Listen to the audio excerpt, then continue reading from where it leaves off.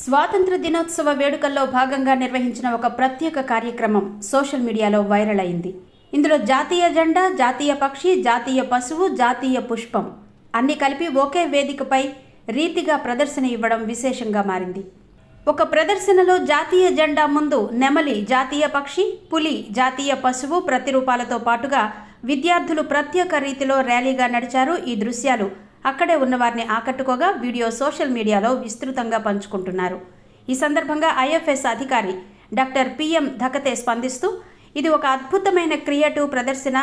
జాతీయ చిహ్నాలను ఒకే చోట చూపించడం ద్వారా భారతీయ సంస్కృతి గర్వాన్ని అందంగా ప్రతిబింబించారు అని ట్వీట్ చేశారు.